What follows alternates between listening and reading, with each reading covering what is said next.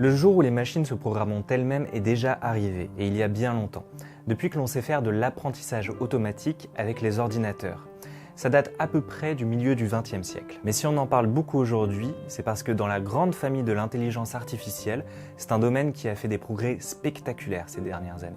Et tous les jours, nous utilisons des logiciels avec de l'apprentissage automatique, parfois sans le savoir.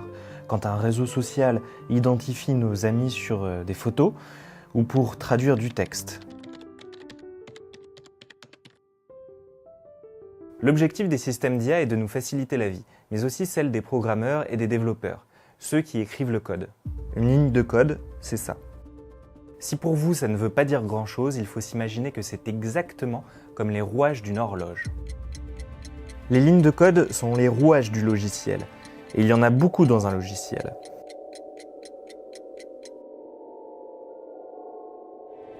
Microsoft Office 2001 comptait 25 millions de lignes de code. 12 ans plus tard, Microsoft Office 2013 en comptait 45 millions. Plus le temps passe et plus les logiciels sont compliqués. Et plus les développeurs et les programmeurs ont besoin d'automatiser leur travail. L'entreprise roumaine Teleport HQ a par exemple développé un système pour créer des pages web. Grâce à une caméra et un logiciel de reconnaissance visuelle, un humain peut dessiner la maquette d'une page web sur un tableau blanc et l'algorithme s'occupe de créer le code informatique qui permettra ensuite au site de s'afficher sur un écran d'ordinateur. La start-up française Prévision.io propose de son côté un outil qui permet de lire les données même quand elles ne sont pas parfaitement organisées et de trouver automatiquement l'algorithme adéquat. Car dans le zoo de l'intelligence artificielle, il faut savoir quelle technique utiliser. Nous, l'idée en fait, c'est quoi? C'est d'avoir une approche avec plusieurs algorithmes, plusieurs familles d'algorithmes différentes qui vont être systématiquement mises en compétition sur un jeu de données, donc par exemple la prévision de vente.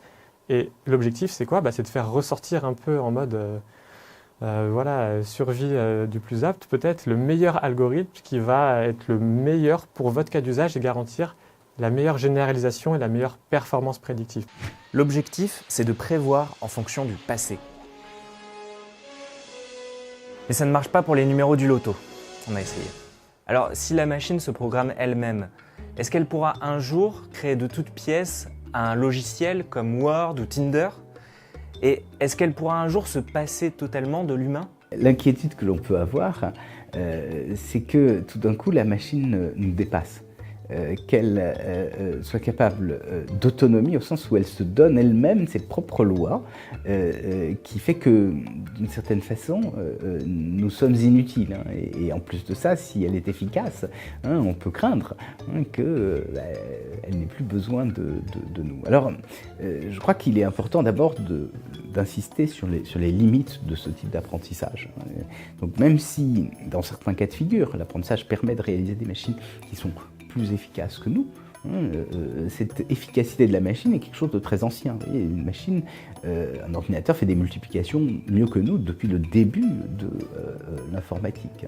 Donc on peut avoir certaines tâches, effectivement, que la machine fait mieux que nous. Mais la machine, même si elle se débrouille mieux que nous, elle n'a pas d'autonomie au sens moral. C'est-à-dire qu'elle ne va pas avoir une volonté propre. Elle va être asservie à des objectifs que nous lui avons fournis. Dans tous les cas, la machine aura toujours besoin qu'un humain lui donne un objectif. Par exemple, dans une partie d'échecs, l'objectif, c'est de gagner la partie.